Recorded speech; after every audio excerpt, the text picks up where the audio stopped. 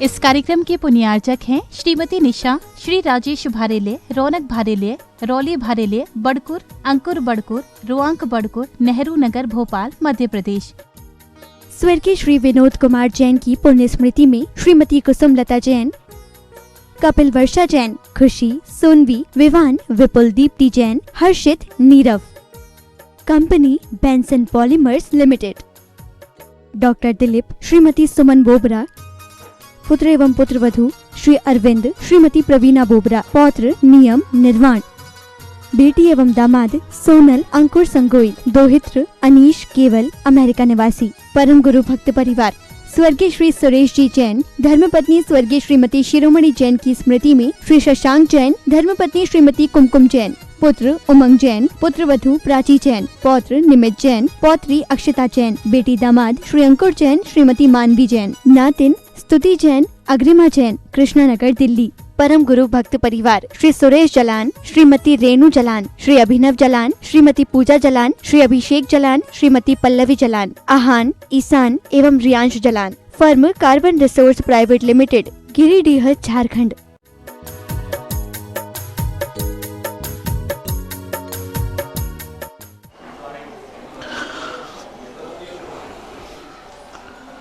नमो अरिहन्तार्नो, नमो सिद्धार्नो, नमो आयदियार्नो, नमो वज्झायार्नो,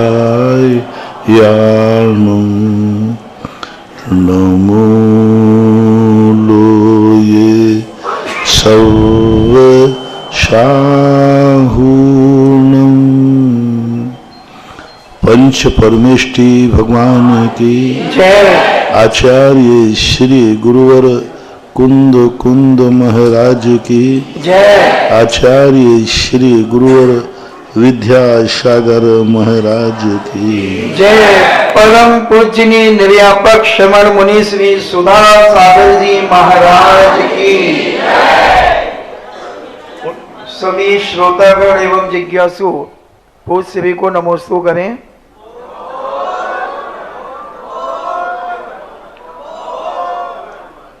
उन्नति जैन भोपाल से पूछती हैं, नमोस्तु महाराज जी, दीपावली पर जब हम घर में पूजा करते हैं तो निर्माण लाडू में मूंगफली बर्फी चढ़ाते हैं। जब मैंने अपनी माँ से ये कहा कि ये नहीं चढ़ाना चाहिए तो वो कहती है जब हम रात्रि में इन्हें खा सकते हैं तो चढ़ाने में कोई बाधा नहीं है, तो आप इसका स्पष्टीकरण करें। चढ़ाना एक पर्पस होता है। जो जो चीजें खाई जाती हैं क्या वो सब चढ़ाई जा सकती है? खाने को तो दाल कड़ी भी खाते हो तो नैवेद्य के स्थान पर वो थोड़ी चढ़ाई जाएगी। खाने में और चढ़ाने का कोई तुक नहीं बैठता। लाडू जो है एक पर्पस है, उसका उद्देश्य है। वो अकेला मात पेवर शक्कर का ही बनना चाहिए, क्योंकि वो अनंत सुख का प्रतीक है। निश्चित सुख नहीं है, स्वाधीन है। पर वस्तु के आलंबन लिए बिना मात आत्मा का सुख प्रकट हुआ है। उस शक्कर में कुछ भी नहीं डालना चाहिए, बेसन आदि का कण भी नहीं, क्योंकि वो सिद्ध भगवान के अंतरंग सुख का प्रतीक है। और उसका आकार भी नहीं बदलना चाहिए। आकार तबले के आकार का बनना चाहिए, क्योंकि वो सिद्ध शिला का आकार वैसा ही है। तो ये नैवेद्य नहीं है, ये खाने की वस्तु से कोई ताल्लुक नहीं है। निर्माण लाडू एक प्रतीकात्मक है कि भगवान कहाँ चले गए, भगवान वहाँ क्या कर रहे हैं। तो आकार तबले का आकार बना करके बताते हैं कि भगवान सिद्धालय में चले गए। तो वहाँ वो क्या कर रहे हैं? अनंत सुख भोग रहे हैं। पर वस्तुओं के आलंबन के बिना संसारी व्यक्ति को तो पर वस्तु मिल जाए तो सुख है, पर वस्तु चली जाए तो दुख है। और वो पर वस्तु के बिना भी अनंत सुख की अनुभूति कर रहे हैं। इसका प्रतीक है इसलिए निर्माण लाड़ू जो है पेवर शुद्ध शक्कर का ही बन के चलना चाहिए। ये नैवेद्य नहीं है, ये सिद्ध भगवान के स्वरूप का एक प्रगटीकरण है। इस ढंग से महेंद्र जैन पत्रकार इंदौर से पूछते हैं, नमोस्तु गुरुदेव, दूर श्रवणत्व विधि के धारी पूज्य साधु एवं मुनियों की क्या विशेषता होती है? दूर श्रवणत्व, जो दूर की आवाज को सुन, दूर की आवाज को वो यहाँ बैठे बैठे सुन लेते हैं। 12 योजन के दूर कोई व्यक्ति कोई वार्तालाप कर रहा है, बोल रहा है, वो यहाँ बैठे बैठे सुन लेते हैं। अब 12 योजन का अर्थ कितना हो गया? 144 किलोमीटर के एरिया में कोई भी बात कर रहा है वो सब यहीं बैठे बैठे सुन लेंगे। आप घर में बैठे कर रहे हैं, उनको सब सुनाई पड़ रहा है ना। उनसे कोई गुप्त बात इतनी देर में रहेगी नहीं। 144 किलोमीटर के अंदर तुम कमरा बंद करके, हाँ, तो इतना कमरा बंद करके तल कहीं से भी बात करोगे, धीरे भी बात करोगे तो महाराज सुन लेंगे। लेकिन वो सुनना चाहे तो, ऐसा नहीं है कि वो अपने आप सुनाई पड़े। ऐसे महान आचार्यों को होती है, साधुओं को होती है, जो कभी दूसरों की बातें सुनने में रुचि नहीं रखते हैं, उनको ऐसी रिद्धि प्राप्त होती है। सामान्य लोगों को प्राप्त हो जाए तो वो तो सबके कवाड़ा कर दे सबकी बातों को दुनिया के सामने हो जाए कर दे। नहीं, दूर सुनत, उनके कान की शक्ति इतना क्षुभसम चक्रवर्ती का है, उससे भी अधिक रिद्धिधारी महाराज का होता है। विपिन जैन मेरठ से पूछते हैं, पूज्य गुरुदेव के चरणों में बारंबार नमोस्तु। गुरुदेव, नौवें गुणस्थान में मैथुन संज्ञा किस अपेक्षा से कही गई है? कर्म का उदय मात्र रहता है, संज्ञा और क्रिया में अंतर है। वहां पर वेद नाम कर्म का उदय, वेद कसाय का उदय है। तीनों वेद 9वें गुण स्थान में उदय में रहते हैं। तो कर्म के उदय की अपेक्षा, क्योंकि वहां बंध भी तद्रूप हो रहा है। अब वो इतना सूक्ष्म बंध है कि अपन उसको पकड़ नहीं पाते हैं, लेकिन बंद तो हो रहा। पत्रकार महेंद्र जैन इंदौर से पूछते हैं, नमस्ते महाराज जी, मिट्टी पर मिट्टी से मिट्टी लिखना आसान है, लेकिन जब मंदिर और समाज की एकता पर काम करना हो तो बहुत मुश्किल है। महाराज जी, ऐसा क्या उपाय है जो समाज और धर्म को पंथ के बजाय पथ के चश्मे से देख सके? पहले तो स्वयं को अपने आप में देखना चाहिए कि तुम अपने आप में स्वयं में भी बंधे हुए हो कि नहीं। मन वचन काय के एकता है कि नहीं, अपने स्वयं में संगठन है कि नहीं। फिर अपनों का एक ग्रुप बनाया जाता है, एक आचार और विचार का ग्रुप बनाओ, और एक आचार विचार का ग्रुप जैसे ही बढ़ता जाएगा, समाज अपने आप संगठित होती जाएगी। विचारों की भिन्नता और आचार की भिन्नता ने ही बांध देता है। चाहे परिवार हो, परिवार क्यों बढ़ता है? विचारों की भिन्नता हो जाती है, आचार की भिन्नता हो जाती है, परिवार बढ़ जाता है। तो आचार और विचार, इन दोनों को एक करने का प्रयास करो। या तो तुम उनके आचार विचार में मिल जाओ, या उनको आप अपने आचार विचार में मिला लो, तो संगठन अपने आप बन जाएगा।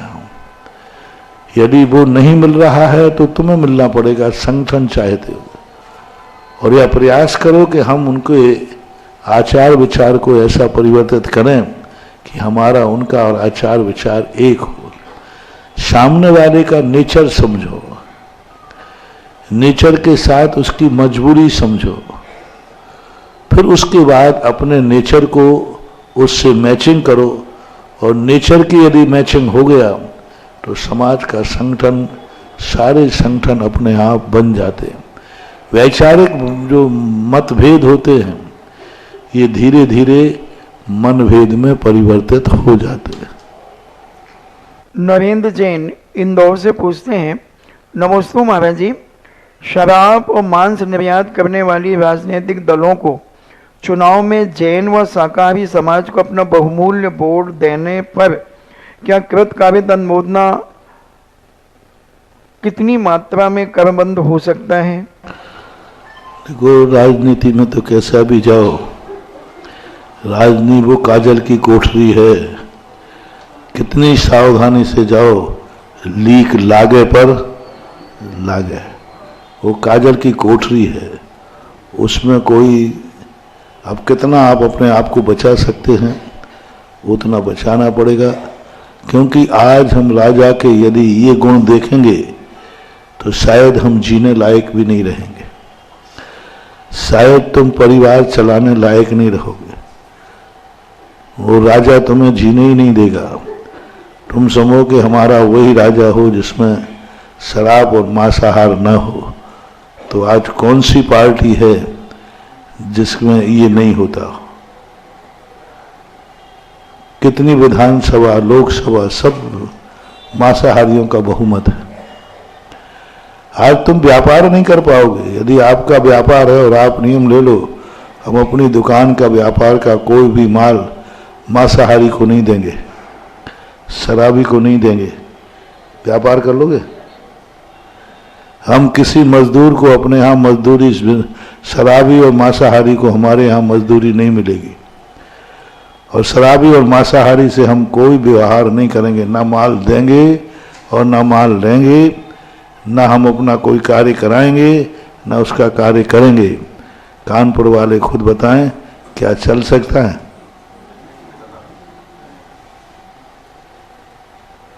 नौकरी करने वाले चला सकते हैं? कलेक्टर बनने वाला कलेक्टर ये नियम बना सकता है क्या कि हम कलेक्टर हैं, हमारे जिले में कोई मांसाहार नहीं होगा, शराब नहीं होगा, जैन है?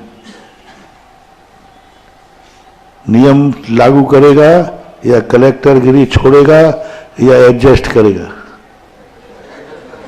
एडजस्ट करना ही पड़ेगा, कोई उपाय नहीं है, कोई उपाय नहीं है।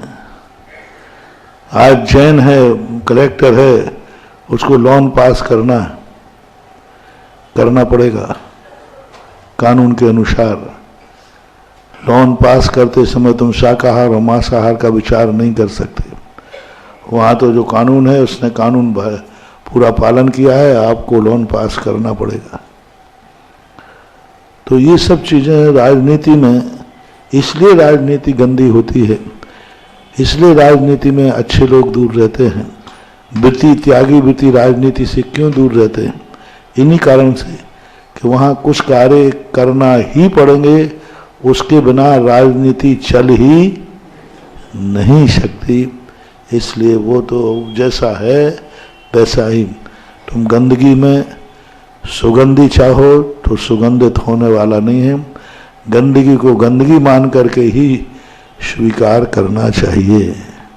अर्पिता जैन थांदुला से पूछती हैं, नमस्ते महाराज जी, पुण्य के उदय और कसाय की मंदता में ही भक्ति होती है, पुण्य और कसाय में संबंध कैसे घटित होता है? पुण्य के उदय में और कसाई की मंदता में ही भक्ति होती है, पुण्य और कसाई में संबंध कैसे घटित होता है? पुण्य के उदय में ही भक्ति होती है ऐसा तो नहीं कह सकते, क्योंकि अशुभ कर्मों के उदय में भी भक्ति देखी जाती है। आप भक्ति करते हैं, पुण्य के उदय में भी भक्ति हो सकती है, होती और कसाय की जो मंदता है ये ना पुण्य के उदय से होती है ना पाप के उदय से होती है। कसाय की मंदता तो हमारा स्वयं का पुरुषार्थ है, हमारे स्वयं के स्वरूप की तरफ दृष्टि है। हम जितने अपने स्वरूप की तरफ जाएंगे उतना कितना भी अशुभ कर्म का उदय हो तो भी कसाय मंद रह सकती है। श्यालनी खा रही है, प्राण ले रही है, तो भी कषाय नहीं आई, अशुभ कर्म का उदय। राजा श्रवणक ने महाराज के गले में सर्प डाल दिया, अशुभ कर्म का उदय है, लेकिन कषाय की मंदता है। ज्ञानी पुरुष को शुभ अशुभ से कोई फर्क नहीं पड़ता कषाय में। महान अशुभ कर्म के उदय में भी वह अपनी कषायों को शांत रख सकता है।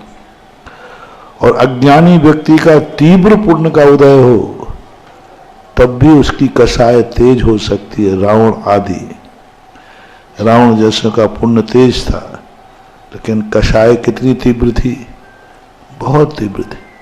तो पुण्य का उदय नियामक नहीं है कि कषायों में तीव्रता मंदता आए, ऐसा नियम नहीं। विपिन जैन ट्रांस जमुना कॉलोनी से पूछते हैं, नमोस्तु महाराज जी, विद्याधर मनुष्य और भोग भूमि के मनुष्यों में क्या अंतर होता है? विद्याधर मनुष्य कर्म भूमि के जैसे आप लोग हैं ऐसे रहते हैं, बस उनको वज्रसम नाराज संगनन भी होता है, वे मोक्ष भी प्राप्त कर सकते।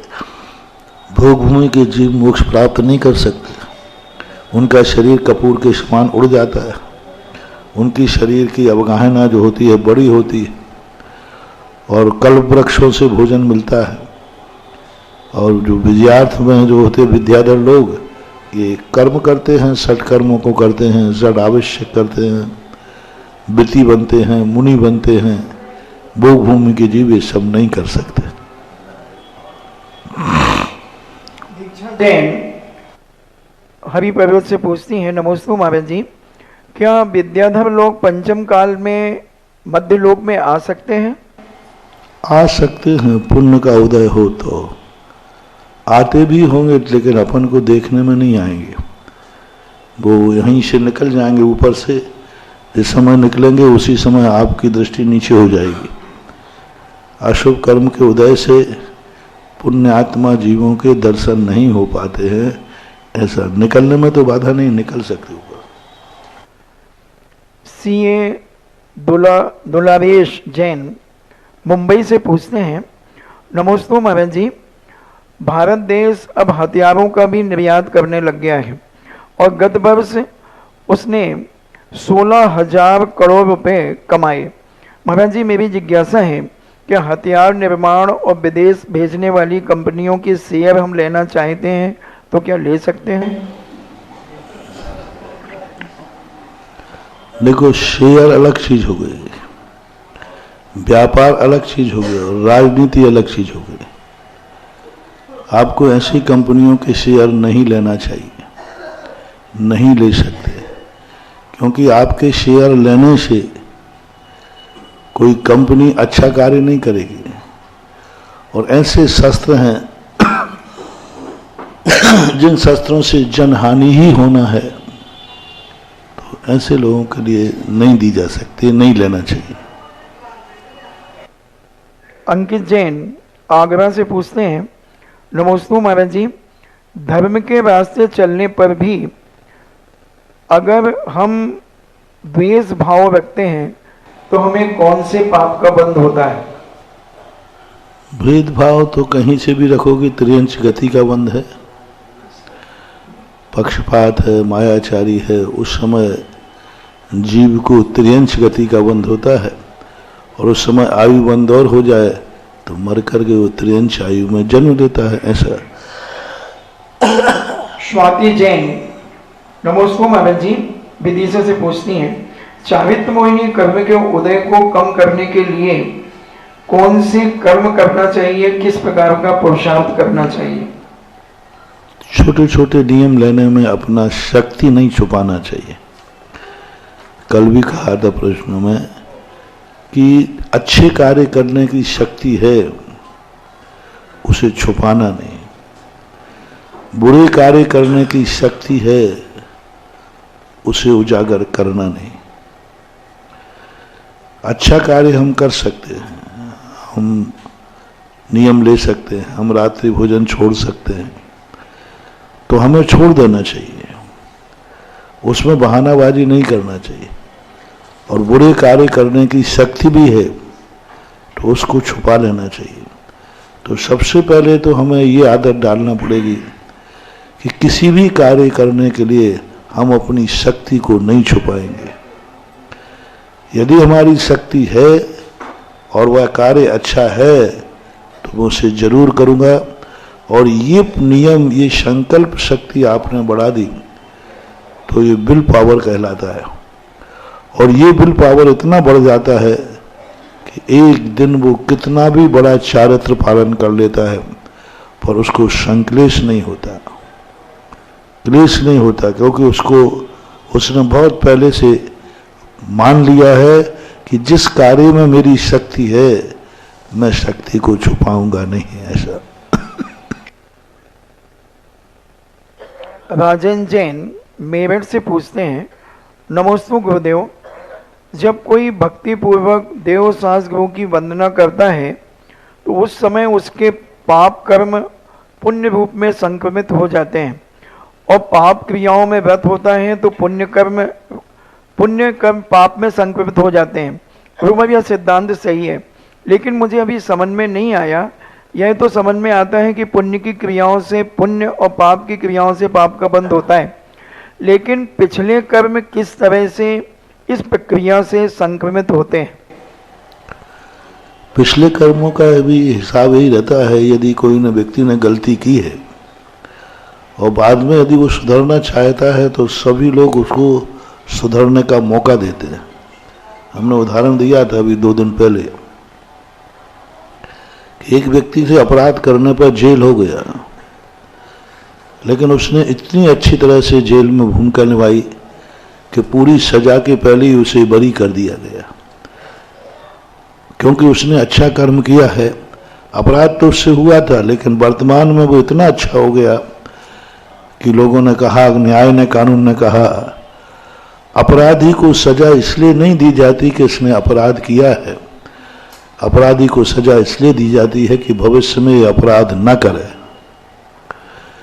क्योंकि अपराध तो वो कर चुका है, उसकी सजा से कोई मतलब ही नहीं है, कोई मतलब नहीं। जो अपराध हो चुका है उसकी क्या सजा, वो तो जो नुकसान होना था वो हो चुका, अब उसकी पूर्ति तो होने वाली है नहीं, तो फिर सजा क्यों दी जाती है?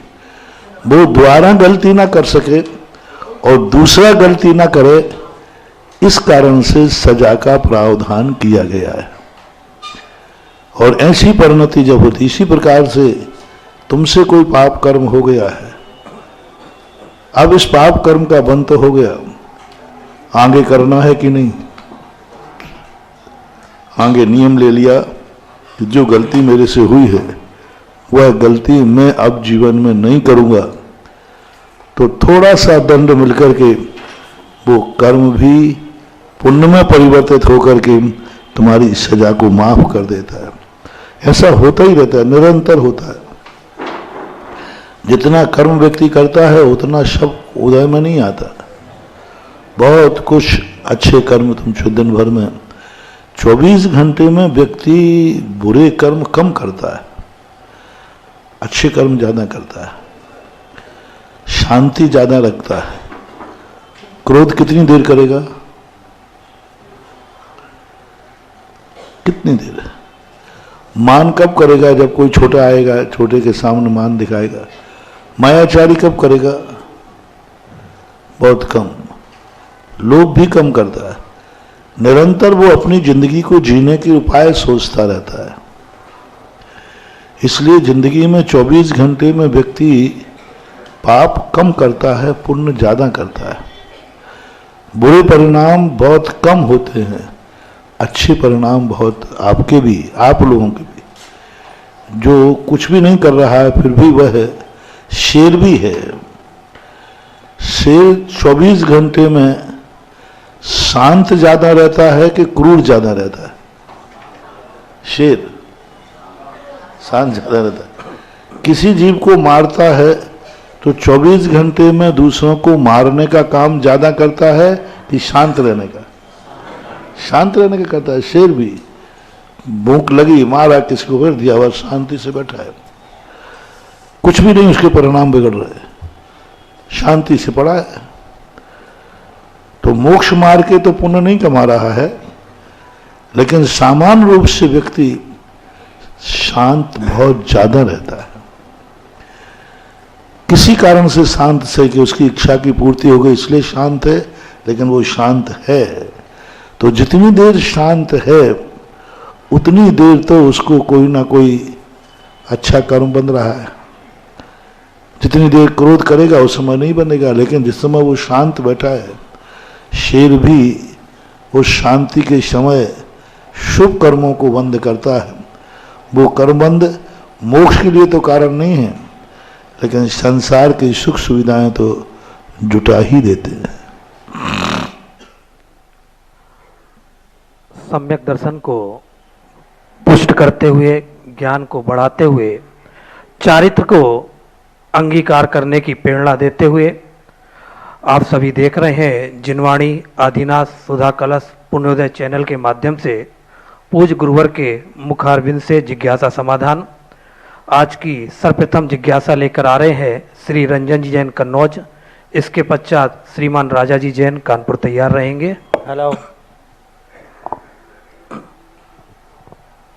हमारे गुरुवर विद्यासागर महाराज की जय। मुनि पुंगव सुधा सागर जी महाराज की जय। क्षुल्लक श्री गंभीर सागर महाराज की जय। महाराज श्री बाहुबली भगवान जो उसमें चामुंड राय राजा ने दिया है कि 7वीं सदी में वर्णन दिया गया था शुभचंद आचार्य वाले उसमें, तो क्या ये भगवान जो वो श्रवण बेल गोला की है 7वीं सदी की है? 7वीं सदी की नहीं है, वहाँ पर शिलालेख स्पष्ट उल्लेखित है। 981 कुछ वर्ष ऐसा सम्मत डला हुआ है, लगभग 1000 वर्ष से ऊपर हो गए। ऐसा 7वीं शताब्दी का तो कोई ऐसी चर्चा है नहीं, होना भी नहीं चाहिए, क्योंकि 7वीं शताब्दी के बाहुबली भगवान का स्थिति नहीं बन सकती, क्योंकि इतिहास में जिन आचार्यों के माध्यम से प्रतिष्ठा हुई है वे नेमीचंद आचार्य महाराज थे, और नेमीचंद आचार्य महाराज का काल जो है 9वीं और 10वीं शताब्दी माना जाता है। और शिलालेख के अनुसार भी भगवान बाहुबली 9वीं शताब्दी और 10वीं शताब्दी के बीच के हैं, यानी 981 संवत की बात। नमस्ते महाराज जी, नमस्ते। ये राजा जी जैन, इसके बाद तैयार रहेंगी ब्रह्मचारी श्वेता दीदी। महाराज जी के चरणों में बारंबार नमोस्तु नमोस्तु नमोस्तु। महाराज जी, मेरी जिज्ञासा ये थी कि जो हम लोग पाप कर्म करते रहते हैं दैनिक दिनचर्या में, तो ऐसे कौन से हम पुण्य कर्म कर सकते हैं जिनका उनका जल्दी से जल्दी क्षय उपशम हो सकता है? आप गृहस्थों के लिए गज स्नान के समान कहा है। गृहस्थ की जिंदगी हाथी के स्नान के समान है। जैसे हाथी तालाब में जाता है, अपनी सुंडा से पूरे को नहा लेता है, साफ करता है, और जैसे ही तालाब से बाहर किनारे पे आता है तो पुनः खुद ही मिट्टी डाल लेता है। ऐसे ही गृहस्थ है, मंदिर में जाता है, कुछ साफ सुथरा कुछ हो जाता है, मंदिर के बाहर आते ही तो हो जाता है। तो मंदिर, क्योंकि वह इसलिए तो गृहस्थ को मोक्ष नहीं है, क्योंकि वो पूर्ण पापों का त्याग नहीं कर सकता। इसलिए गृहस्थ को गंदे भी होगा, स्नान भी करेगा। षट कर्म करो तो षड आवश्यक भी करो। षट कर्म रूपी गंदगी तुम्हें करना ही पड़ेगी, उसके बिना गृहस्थी चलने वाली नहीं है। तो उसके लिए क्या करें?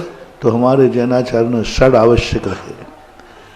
देव पूजा, गुरु उपास्ति, स्वाध्याय, संयमस्तपः, दानम चेति गृहस्थाणाम षट कर्माणि दिने दिने। क्योंकि वो प्रतिदिन पाप करता है, करना ही पड़ते, तो प्रतिदिन से आवश्यक का पालन भी करेगा। सुबह उठकर देव पूजा अभिषेक करेगा, गुरुओं की उपासना करेगा, भक्ति करेगा, संयम, अपने अनैतिकता व्यसनों से त्याग रहेगा, तप करेगा, तप में ज़्यादा नहीं कर सकता है तो रात्रि भोजन का त्याग करेगा, अपनी शक्ति प्रमाण दान देगा। ये सब आपके पापों को धोने के ही साधन हैं। ये जल के समान हैं। जो षट कर्म रूपी गंदगी तो डालता है, षड आवश्यक रूपी दान आदि से स्नान नहीं करता है, वह एक दिन इतना गंदा हो जाता है कि फिर वह साफ करना भी चाहे तो साफ नहीं हो सकता। यदि कमाई करते हो तो दान देना ही पड़ेगा, मस्ट। जैसे कमाई करते हो तो टैक्स देना ही पड़ेगा, उसमें किसी प्रकार की कोई, और इसी प्रकार कमाई करते हो तो दान करना ही पड़ेगा। नहीं करोगे तो वही कमाई एक दिन तुम्हें दुख दे देगी, और ऐसा दुख देगी कि फिर तुम कमाने लायक ही नहीं रहते। जैसे रावण आदि ने कमाया, लेकिन षड आवश्यकों का पालन न करने से उसके लिए दुख उठाना पड़ा। इसलिए षड आवश्यक जो हैं वो करना ही पापों का प्रक्षालन करना है। कर्म ऐसे हैं कि जिनकी वजह से हम लोग जल्दी से जल्दी उनका क्षय कर सकते हो। उसके बाद व्रत है जी। षड आवश्यक के बाद आते हैं व्रत। 12 व्रत जो ले लेते हैं, प्रति समय पाप कर्मों की असंख्यात गुणी निर्जरा होती है। तो प्रतिमा लेना, 12 व्रत अंगीकार करना, ये कर्मों को बहुत जल्दी नष्ट करना है, और जल्दी करना है। यही आकुलता मेरी थी, तो मैंने भी यही कहा, भगवान ऐसा बताओ जल्दी हो। पाप तो अतीत में बहुत किए हैं, संसार अनादिकाल से। आप तो निर्जरा का जल्दी बहुत कारण बताओ, जल्दी हो जाए। तो जिन्होंने ने कहा, बेटा एक ही साधन है, मुनि बनना, बस इसके अलावा और कोई जल्दी, इससे जल्दी और कुछ नहीं हो सकता। यही। आइए ब्रह्मचारी श्वेता दीदी जी, इसके बाद तैयार रहेंगे मधु जी जैन नयागंज। पूज्य मुनि श्री जी के पावन चरणों में नमोस्तु। पूज्य क्षुल्लक श्री जी के पवित्र चरणों में इक्षामि। मुनिश्री, कुभोग भूमि के जीवों को सम्यक दर्शन किन निमित्तों से होता है? भोग भूमि जीवों को सम्यक दर्शन के 3 कारण बताए गए। एक तो जाति श्रवण होता है, जाति स्मरण के माध्यम से वो सम्यक दर्शन प्राप्त कर लेते हैं। दूसरा है धर्म श्रवण। कभी कभी देवता आदि विद्याधर लोग, कभी कभी मुनिराज भी जाकर के वहाँ धर्मोपदेश दे देते हैं। वेदना के संबंध में वहाँ वेदना होती नहीं, तो 2 ही कारण मानो, जाति स्मरण और धर्म श्रवण। इन 2 के माध्यम से, क्योंकि वह और कारण वहाँ है नहीं, जिन बिंब दर्शन है नहीं, जिन महिमा दर्शन है नहीं, वेदना वहाँ है नहीं, इसलिए जाति स्मरण और धर्म श्रवण, इन 2 के माध्यम से उनको सम्यक दर्शन होता है। तो मुनिश्री, आइए मधु जी जैन, इसके बाद तैयार रहेंगे विपिन जी जैन। नमोस्तु महाराज जी। इच्छामि महाराज जी। महाराज जी, पापों का घड़ा भरता है तो पुण्य का क्या? पुण्य का भी घड़ा है। पुण्य का घड़ा इतना बड़ा है, कितने करो वो कभी भरता नहीं। पाप का घड़ा इतना छोटा है कि ओवरफ्लो जल्दी हो जाता है। अच्छा है, क्योंकि पुण्य का घड़ा तो इतना बड़ा है, कितने भी भरते जाओ वो कभी भी, जैसे आप लोगों ने देखा होगा, दुख थोड़ा भी आ जाए तो व्यक्ति रो पड़ता है, और सुख कितना भी आ जाए तो ब्राह्मणी कहता बस अब बहुत हो गया। दुख आ जाए तो कहता है बहुत दुख हो गया, अब इससे ज्यादा दुख महाराज सहन नहीं होता है। आज तक कोई व्यक्ति नहीं आया, महाराज जी बहुत सुखी हूं, अब सुख सहन नहीं होता, सुख कम करो। कभी हुआ?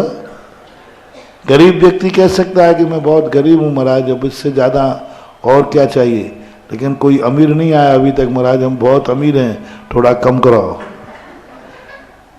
तो इसी प्रकार सुख का और पुण्य का घड़ा असीम होता है, इसको कोई भरना नहीं चाहता और ये भरता भी नहीं है। और भरेगा तो वो नियम से केवल ज्ञान प्राप्त करा देगा। और पाप का घड़ा इतना छोटा है, वैसे भी भर जाता है, और व्यक्ति पाप कर्म के उदय से जल्दी घबरा भी जाता है। इसलिए आइए विपिन जी जैन, इसके बाद तैयार रहेंगे भूमि जी जैन।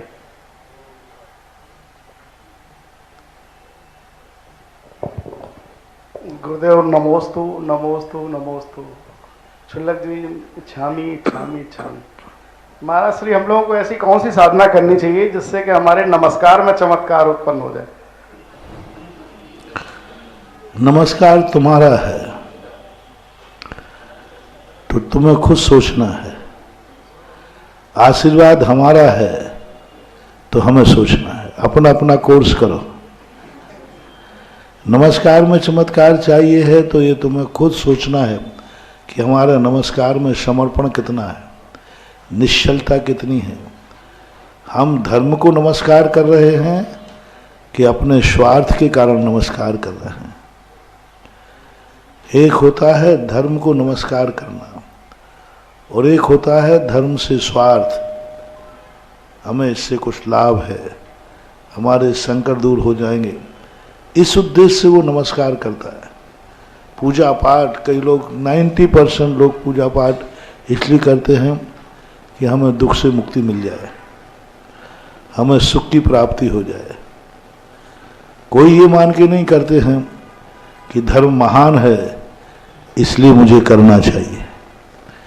धर्म महान है इसलिए जब भी तुम नमोस्तु करोगे चमत्कार होगा ही होगा। और यदि तुम किसी स्वार्थ से करोगे, अपने संकट मोचन के लिए या हमारा लिए अच्छा हो जाए, तो स्वार्थ में चमत्कार नहीं होता, मजदूरी तो मिलेगी। आइए भूमि जी जैन, इसके बाद तैयार रहेंगे प्रशांत जी जैन। गुरुदेव के चरणों में त्रिबार नमोस्तु नमोस्तु नमोस्तु। शुल्लक जी के चरणों में छामी छामी छामी। गुरुदेव, मेरा शंका ये है कि हम लोग जीडीपी में 40%, इनकम टैक्स में 20%, जीएसटी में भी 20% इतना योगदान देते हैं देश के विकास के लिए, लेकिन तब भी हम लोग अपने गिरनार जी को नहीं छुड़वा पा रहे हैं। और मैंने अभी कुछ दिन पहले एक वीडियो देखी थी, उसमें इतनी बेरहमी से हमारे गुरुदेव के ऊपर ऐसे ट्रक चढ़ा दिया गया है। तो मतलब हम लोग के ऊपर इतना अत्याचार क्यों? अंधेर नगरी चौपट राजा। आज क्या है, राजा राजा नहीं रहे, आज वोटों के राजा है। वोट उनको राजा बनाती है, तो वो जिनकी संख्या ज्यादा होती है उनके पक्ष में राजा चला जाता है। हम टैक्स सब देते हैं, सब करते हैं, लेकिन उनको राजा कौन बनाता है? वोट। तो जहां जिनके वोटर ज्यादा होते हैं राजा उनका पक्ष ले लेता है। अब गिरनार के समय पूरे गुजरात में जैनियों के वोटर कम हैं, इसलिए जैनियों की वहां चलती नहीं है। और जहां जैनियों के वोटर है ज्यादा हैं, वहां जैनियों के तीर्थ आज भी सुरक्षित हैं। मूल कारण ये बन रहा है क्योंकि आज पूरा राजतंत्र प्रजा के अधीन हो गया है, सत्य के अधीन नहीं है, न्याय के अधीन नहीं है, बहुमत के अधीन है।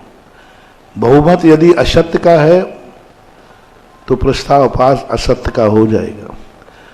आज सत्य और असत्य का निर्णय सत्य और असत्य से नहीं किया जाता, सत्य असत्य का निर्णय बहुमत से किया जाता है। और बहुमत से जो निर्णय होते हैं वे कभी न्यायप्रिय नहीं होते, क्योंकि बहुतायत इस पंचम काल में असत्य का बहुमत रहेगा। असत्य का बहुमत होने से ये दुख अपन को उठाना पड़ रहे हैं। अब क्या करें, जितना पुरुषार्थ है उतना ही कर पा रहे हैं। सरकार के सब कानून हैं, कानून अपने पक्ष में है, लेकिन सरकार अपने पक्ष में नहीं है, ऐसा मानना। आइए प्रशांत जी जैन, इसके बाद तैयार रहेंगे रवि जी जैन। नमोस्तु महाराज जी, नमोस्तु महाराज जी। मेरा प्रश्न ये है महाराज जी कि द्रव्य क्षय होते हैं, आते हैं, पदार्थ भी क्षय होते हैं, तत्व में भी आते हैं, इन तीनों का स्वरूप क्या है? तीनों भिन्न भिन्न वस्तु है। एक रॉ मटेरियल है द्रव्य, और फिर उससे जो चीज बनती है वह तत्व कहला रहा है। जैसे मिट्टी को आप मान लें द्रव्य, मिट्टी से क्या बना? घड़ा। तो जो आकार बना ये हुआ मिट्टी का कार्य। मिट्टी को द्रव मानो उदाहरण में, जो घड़ा बना वो आकार जो बना वो तत्व हुआ। इस आकार वाले को क्या कहते हैं? मिट्टी थी और उसका आकार बन गया यूं गोल, ये हुआ तत्व। अब इस आकार वाले को क्या कहते हैं? घड़ा। ये हुआ पदार्थ। तो मिट्टी द्रव्य, मिट्टी का घड़ा और घड़ा, तो ये तीन चीजें हैं। द्रव्य एक वस्तु है, एक सामान मान लो रॉ मटेरियल है, अस्थिमान है, वह प्रति क्षण जो परिवर्तन कर रहा है वह तत्व है। उस परिवर्तन करने से उसका नाम बदल गया तो वो कहलाता है पदार्थ। जीव द्रव्य अपना स्वयं नाम छोड़ करके और किसी पदार्थ के नाम पे जाना जाता है तो उसको पदार्थ बोलते हैं। आइए हर्षित जी जैन और श्रीमती संगीता जी जैन। हर्षित जी जैन, श्रीमती संगीता जी जैन।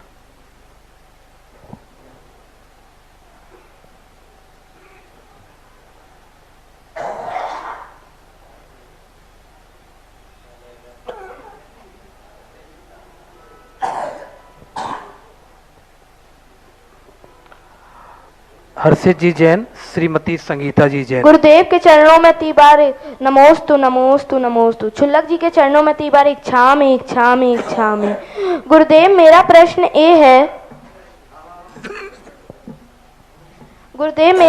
ये है कि हम बच्चे किसी कारणवश आहार देते हैं, लेकिन आहार देने आ रहे होते हैं और किसी कारणवश हम नहीं आ पाते हैं, कहीं जाना होता है, लेकिन जहां हम जा रहे होते हैं वहां का भी प्रोग्राम हमारा कैंसिल हो जाता है, तो हमें पुण्य लगेगा या पाप लगेगा?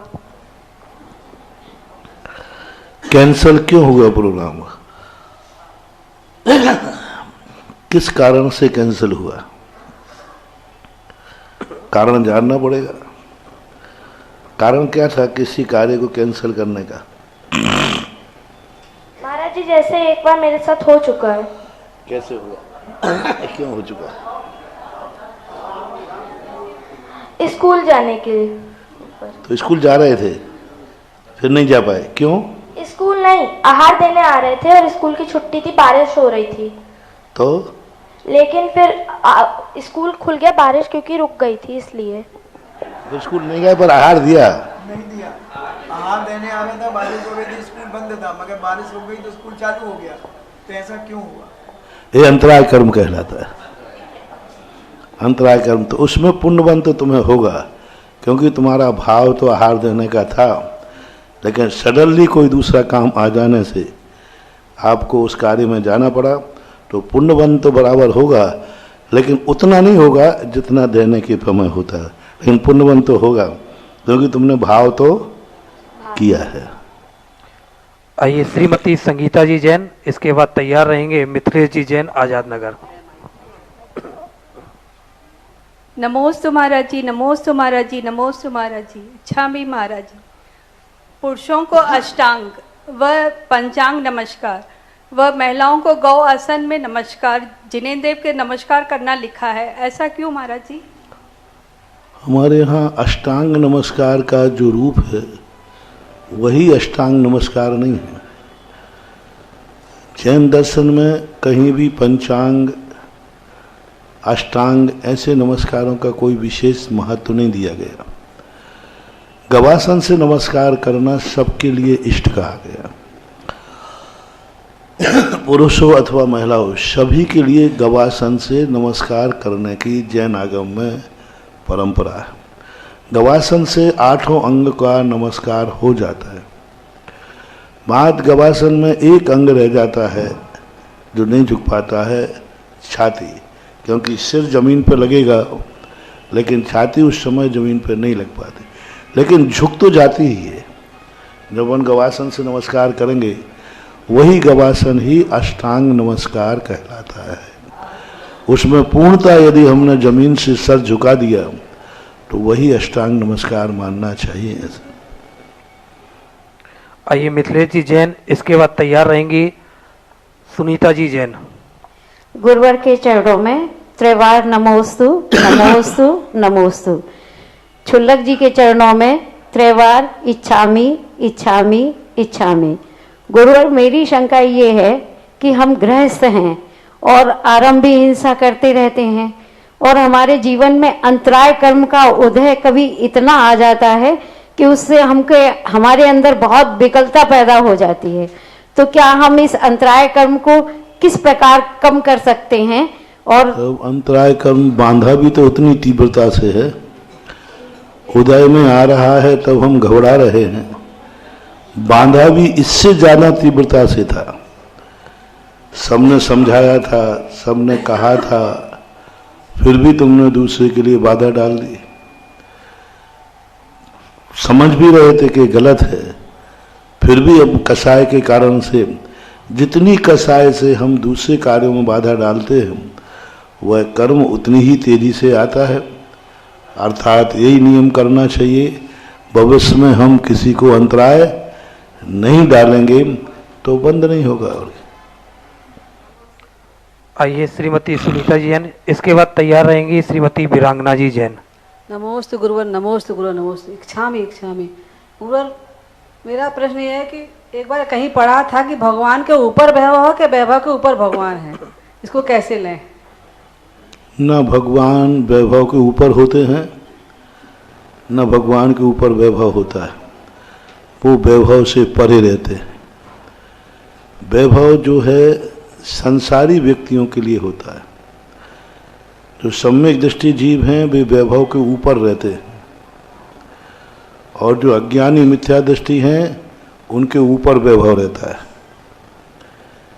एक व्यक्ति है जो धन के पीछे दौड़ता है, एक व्यक्ति वह है जिसके पीछे धन दौड़ता है। एक भीड़ के पीछे दौड़ रहा है और एक के पीछे भीड़ दौड़ रही है। भीड़ जो पीछे दौड़ रही है सामने वाले को कोई लेना देना नहीं है, और जो भीड़ के पीछे दौड़ रहा है उसको भीड़ से बहुत मतलब है। इसलिए भगवान तो इस सब से परे हैं, ना उनके ऊपर वैभव है और ना वैभव के ऊपर है, वे तो अपने स्वरूप में स्थित हैं। संसारी व्यक्तियों के दो भेद कर सकते हैं, एक वैभव के पीछे है और एक के पीछे वैभव है। भिखारी रोटी के पीछे भागता है, साधु के पीछे रोटी भागती है। अज्ञानी धन के पीछे भागता है और ज्ञानी के पीछे धन भागता है। तो ये संसार के दो भेद मानना चाहिए, भगवान से इसका कोई लेना देना नहीं। आइए श्रीमती वीरांगना जैन। मेरे इष्ट गुरु को मेरा बारंबार नमोस्तु नमोस्तु नमोस्तु। छुल्लक महाराज जी को इच्छामी इच्छामी इच्छामी। महाराज जी मेरी जिज्ञासा है कि ग्रहित मिथ्यात अग्रहित मिथ्यात, ग्रहित मिथ्यात को तो हम धर्म के माध्यम से, आपके प्रवचन के माध्यम से छोड़ कर सकते हैं, अग्रहित मिथ्यात के लिए हमें कौन सा पुरुषार्थ करें जो अग्रहित मिथ्यात? अग्रहित मिथ्यात के सबसे बड़ी भूमिका बनती है कसाय। गृहीत मिथ्यात में तो दूसरे की प्रेरणा होती है, दूसरे का दबाव होता है, मजबूरी होती है, भय होता है, भय के कारण कर लेते हो, नहीं किया तो कुछ हो जाएगा, लोभ के कारण कर लेते हो, चलो ऐसा करने से, कुदेवों को पूजने से हमारा कार्य सिद्ध हो जाएगा, लोभ हो जाता है। अग्रहित मिथ्यात जो है अपनी कसाय से बनता है। वो अपन को स्वयं पकड़ना है कि हमारी कसाय कितनी है। किसी से झगड़ा हुआ है तो हो गया झगड़ा, झगड़ा कोई बड़ी चीज नहीं है, हो जाते। सम्यक दृष्टियों के भी झगड़े होते हैं, भयानक होते हैं, दो सम्यक दृष्टि लड़ते हैं, भरत बाहुबली भी लड़े हैं। सवाल लड़नाई होती है इसका नहीं, ये आश्चर्य नहीं है। लड़ने के बाद उनमें कंप्रोमाइज कितने जल्दी होता है ये होड़ लगना चाहिए।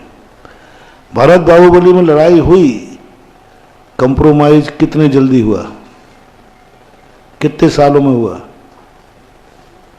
तुरंत एक अंतर मुहूर्त में ही तो लड़ाई हो गई और उसी में कंप्रोमाइज हो गया। सवाल ये नहीं है कि तुम लड़ो मत, मैं इसको कभी नहीं रोकता हूं, बस सवाल ये है कि लड़ने के बाद सबसे पहले जो क्षमा मांग ले वही धर्मात्मा है। होड़ लगना चाहिए कि अब कसाय तो हो गई, झगड़ा तो हो गया, अब जल्दी कैसे बोलूं। और तुम लोग क्या कहते हो, मैं क्यों बोलूं, वो बोलेगा तो बोलूंगा।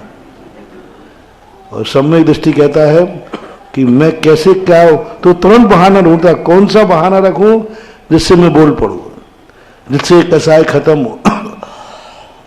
जितने जल्दी व्यक्ति कसाय को शांत करने का भाव करेगा वो अघृत मिथ्या से बच जाएगा।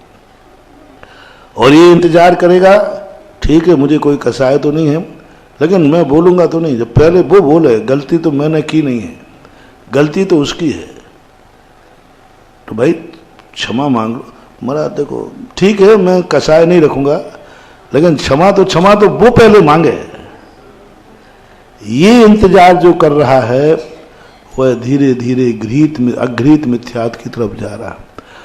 और यह इंतजार यदि 6 महीने से ऊपर निकल गया, नियम से वो अघृत मिथ्या दृष्टि हो जाएगा। इसलिए कसाय करने में देर करना, क्षमा मांगने में देर नहीं करना चाहिए। कसाय करने में देर करो, आज नहीं कल निपटूंगा, थोड़ा सोचता हूं। आप लोग उल्टा करते हो। यदि क्षमा याचना की बात कहो ना तो हमसे कहते महाराज जी देखो भाई तुम्हें झगड़ा हो गया, कोई बात नहीं, क्षमा। महाराज जी थोड़ा रुको, थोड़ा आप जल्दी करते हो, यही तो बात है। थोड़ा हमें विचार करने दो, हम थोड़ा घर में सलाह कर ले रहे हैं, सलाह करने दो, थोड़ा सोचने दो, क्षमा मांगना है कि मांगना है। ये होता है अक्सर कर। अब मैंने कहा कोई बात नहीं, मैं जल्दी नहीं करूंगा, अच्छी तरह पूछ लो। क्रोध करते समय भी यही कहा था क्या? नहीं, क्रोध करने पहले मैं घर में सलाह करूंगा कि गुस्सा करना है कि नहीं करना, फिर मैं सोचूंगा पहले घंटे 2 घंटे गुस्सा कितनी देर में आया, ना परिवार से पूछा ना किसी से, आया और तुरंत। ये है विनाशकालीन विपरीत बुद्धि। क्रोध के लिए तो इंतजार नहीं किया, किसी से पूछा नहीं, और जब क्षमा की बात आई तो इंतजार की बात आई। यह है अघृत मिथ्या।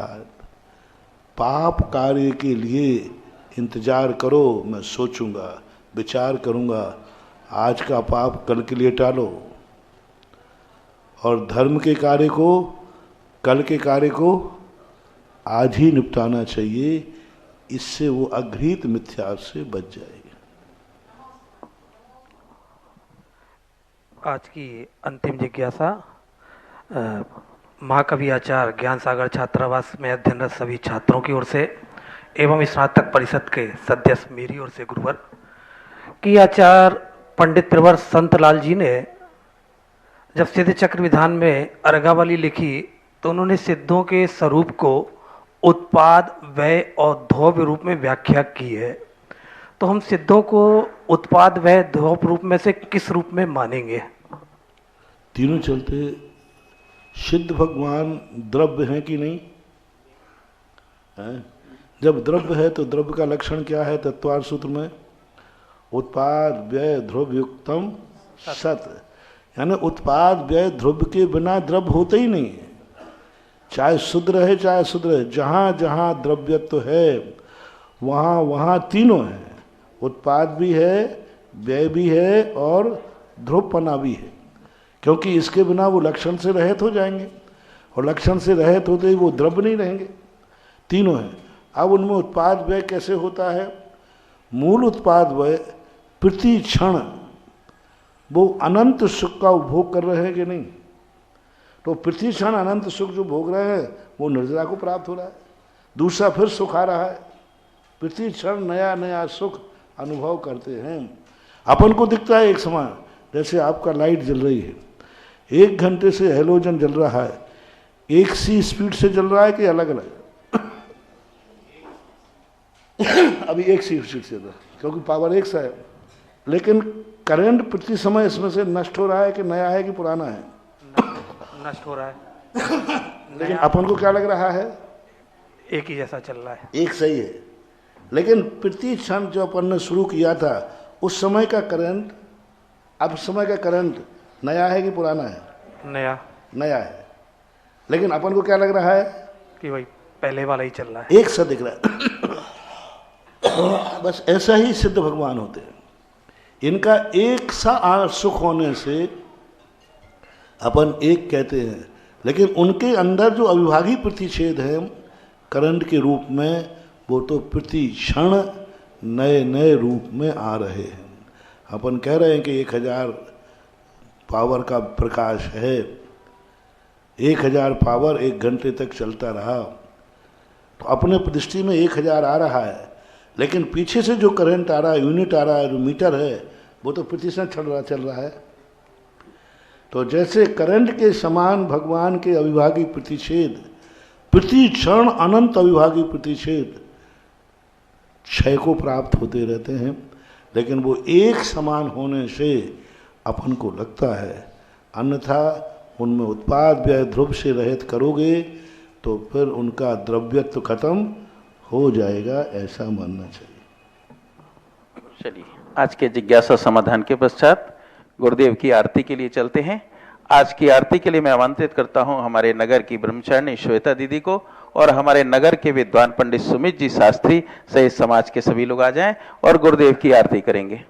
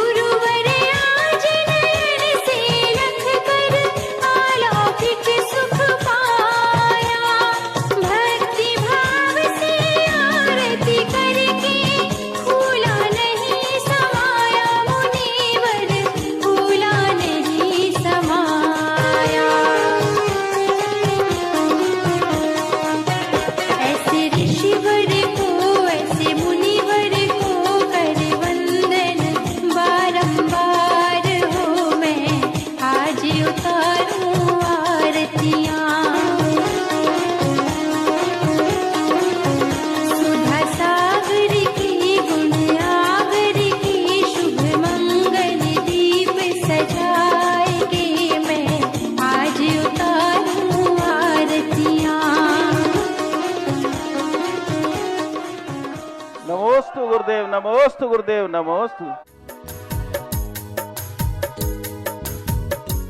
इस कार्यक्रम के पुण्यार्चक थे श्रीमती निशा, श्री राजेश भारेले, रौनक भारेले, रौली भारेले, बड़कुर, अंकुर बड़कुर, रुआंक बड़कुर, नेहरू नगर, भोपाल, मध्य प्रदेश। स्वर्गीय श्री विनोद कुमार जैन की पुण्य स्मृति में श्रीमती कुसुम लता Jain, Kapil Varsha Jain, Khushi, Sonvi, Vivaan, Vipul Deepti Jain, Harshit, Neerav. Company Benson Polymers Limited. Doctor Dilip, Shrimati Suman Bobra, पुत्र एवं पुत्रवधू श्री अरविंद, श्रीमती प्रवीणा बोबरा, पौत्र नियम निर्वाण। बेटी एवं दामाद सोनल, अंकुर संगोई, दोहित्र अनीश केवल, अमेरिका निवासी। परम गुरु भक्त परिवार। स्वर्गीय श्री सुरेश जी जैन, धर्मपत्नी स्वर्गीय श्रीमती शिरोमणि जैन की स्मृति में श्री शशांक जैन, धर्मपत्नी श्रीमती कुमकुम जैन, पुत्र उमंग जैन, पुत्रवधू प्राची जैन, पौत्र निमित जैन, पौत्री अक्षता जैन, बेटी दामाद श्री अंकुर जैन, श्रीमती मानवी जैन, नातिन स्तुति जैन, अग्रिमा जैन, कृष्णानगर, दिल्ली। परम गुरु भक्त परिवार। श्री सुरेश जलान, श्रीमती रेणु जलान, श्री अभिनव जलान, श्रीमती पूजा जलान, श्री अभिषेक जलान, श्रीमती पल्लवी जलान, आहान, ईशान एवं Riyansh Jalan. Firm Carbon Resource Private Limited, Giridih, Jharkhand.